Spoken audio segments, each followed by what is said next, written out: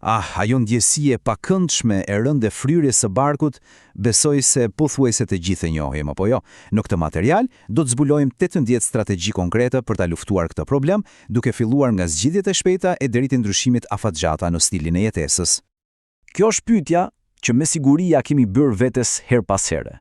Mund të jetë vërtet frustruese të ndihesh i fryrë, por lajmi i mirë është se ka zgjidhje. Dhe për t'i gjetur ato, hapi i parë është kuptojmë se çfarë shkakton. Pra le të fillojmë pikërisht nga kjo pikë. Mirë, ja ku do të përqendrohemi. Do të fillojmë me përkufizimin bazë, pastaj do të kalojmë tek këshillat praktike për lehtësim të shpejtë dhe ato afatgjata. Gjithashtu do të diskutojmë shenjat që tregojnë se kur është koha për të folur me një mjek dhe do ta mbyllim me një plan veprimi të qartë. Okej, përpara se të hidhemi te zgjidhjet, hajde të ndalemi një moment. Çfarë është saktësisht fryrja? Sepse të kuptosh pse që fshihet pasaj është hapi më i rëndësishëm për të gjetur një lehtësim që zgjat vërtet. Pra, në terma të thjesht, fryrja ndodh kur barku ndihet i tensionuar, ose për shkak të gazit të tepërt, ose për shkak të lëngjeve të grumbulluara. Nuk është thjesht një ndjesi në kokën tonë, por një gjendje fizike që shkakton një parahati reale. Shkaktarët mund t'i mendojmë në 3 kategori kryesore. E para, problemet me tretjen, si kapslëku që praktikisht bllokojnë sistemin. E dyta, dieta, e cila luan një rol të madh. Mendoni për pijet me gaz, ushqimet shumë të kripura apo mungesën e fibrave. Dhe sigurisht, ndryshimet hormonale, të cilat mund të çojnë në mbajtjen e lëngjeve. Pra, çfarë bëjmë kur na kap fryrja dhe na duhet lehtësim sa më shpejt? Tani do të kalojmë te disa veprime të menjëhershme që mund të bëjnë një ndryshim të madh, pikërisht në momentin kur na nevojitet. Kjo mund të tingëllojë shumë e thjeshtë, por është jashtëzakonisht efektive. Një shëtitje e vogël ndihmon që gjërat të lëvizin në sistemin tretës. Për një zgjidhje edhe më të targetuar, disa poza specifike yoga mund të ushtrojnë një presion të lehtë në vendet e duhura dhe të ndihmojnë në çlirimin e gazit të bllokuar. Nëse shkojmë në faratësi, ka 2 ndihmës kryesor pa recetë.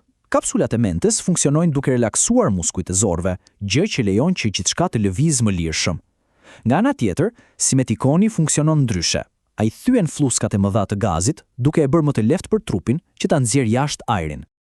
Kjo është një teknikë fantastike që mund ta provoni vetë në shtëpi.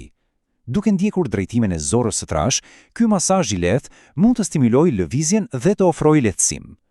Gjëja më e rëndësishme është të jeni të butë dhe të ndaloni menjëherë nëse ndjeni ndonjë dhimbje.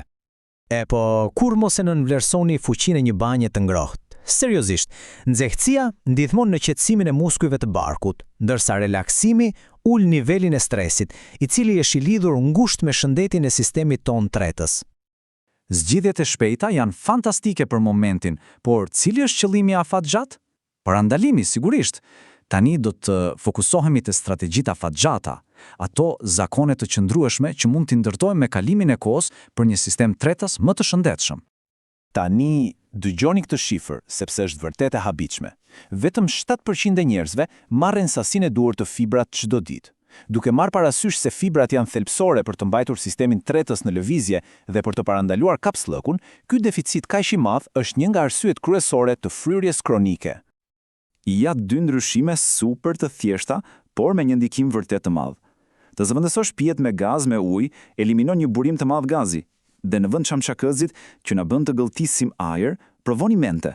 Këto janë fitore të lehta, apo jo? Dhe ja ku kemi diçka tjetër. Mënyra se si ham ka po aq rëndësi sa ajo çfarë ham. Të has shpejt ose të përdorësh pipfut ajër në stomak. Zgjidhja, thjesht ngadalsoni ritmin, përtypuni mirë dhe provoni të hani vakte më të vogla më shpesh për ta mbajtur sistemin tretës në lëvizje pa e mbingarkuar. Dhe sigurisht ka dhe disa strategji të tjera shumë të fuqishme. Aktiviteti i rregullt fizik është thelbësor. Probiotikët mund të ndihmojnë në balancimin e florës së zorëve. Ulja e kripës ndihmon me mbajtjen e lëngjeve dhe një ditar ushqimor, ai mund të jetë si një detektiv që zbulon shkaktar personal që ndoshta nuk i kishit vënë re më parë. Okej, tani do të flasim për diçka vërtet të rëndësishme. Edhe pse fryrja zakonisht është e padëmshme, ndonjëherë mund të jetë një shenjë e diçkaje më serioze. Prandaj, është absolutisht thelbësore të dimë se kur duhet kërkojmë ndihmë mjekësore. Nëse fryrja është e vazhdueshme dhe vjen së bashku me ndonjë nga këto simptoma, atëherë është absolutisht koha të flisni me një profesionist shëndetësor. Këto mund të jenë shenja që tregojnë një problem tjetër që kërkon vëmendje. Ju lutem, mos i injoroni. Në rregull, I pam të gjitha këto pjesë. Tani, le t'i bashkojmë në një plan veprimi të thjeshtë dhe praktik. Kjo përmbledhje do të lidh problemet e zakonshme me zgjidhjet e tyre, si ato të menjëhershme ashtu edhe ato afatgjata. Kjo tabel e përmbledh gjithçka në mënyrë perfekte. Për shembull, nëse ndiheni të fryrë direkt pas vaktit, një zgjidhje e shpejtë është një shëtitje, ndërsa strategjia afatgjatë është të hani vakte më të vogla.